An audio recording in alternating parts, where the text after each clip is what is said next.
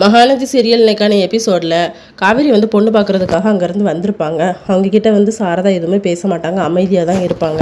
அவங்க இதெல்லாம் கவனித்தாலும் அதுக்கப்புறம் சீக்கிரம் கல்யாணம் பண்ணணும்ல அப்படின்னு சொல்லி பேசிக்கிட்டே இருப்பாங்க. காஃபி போடுறதுக்காக காவேரி வந்து போயிருப்பாங்களா, அப்போ கங்கா கிட்ட சொல்லுவாங்க, நீங்கள் எல்லோரும் பிளான் பண்ணி தானே அவங்கக்கிட்ட பேச மாட்டேங்கிறீங்க அப்படின்னு சொல்லிட்டு. அம்மா பேசலான்னு பரவாயில்ல, நான் பேசுகிறேன் அப்படின்னு சொல்லி என் தங்கச்சி காவேரிக்கு எது விருப்பமோ அதான் நாங்கள் பண்ணி வைப்போம் அப்படின்னு சொன்னால் அவங்க வந்து அடுத்த வாரமே கல்யாணம் பண்ணிடலாம் அப்படின்னு சொல்லிட்டு ஒரு டேட்டை ஃபிக்ஸ் பண்ணிட்டு போயிடுறாங்க. அப்பவும் சாரதா எதுவுமே சொல்ல மாட்டாங்க. வெளியே வந்து அந்த லேடி சொல்லும், இந்த அம்மாவுக்கு கல்யாண விருப்பம் இருக்கா இல்லையானே தெரியலையே, எதுவுமே சொல்ல மாட்டேங்குது அப்படின்னு சொல்லிட்டு. அவங்க போனதுக்கப்புறமா சாரதாவை பிடிச்சி திட்டுவாங்க காவேரி, நீ இவனை வேண்டான்னு சொல்லிட்டு அந்த விஜய்க்கு என்ன பிடிச்சி கல்யாணம் பண்ணி வைக்கிறதுக்காக நான் இப்படி பண்ணுறேன் அப்படின்னு சொல்லி. எனக்கு இந்த பையனை பிடிக்கல அப்படின்னு சொல்லுவாங்க. ஆனால் எனக்கு இந்த பையனை தான் பிடிச்சிருக்குன்னு சொல்லிட்டு காவேரி சண்டைக்கு நிற்பாங்க. நிவின் தான் விளக்கு பிடிச்சி விடுவார்.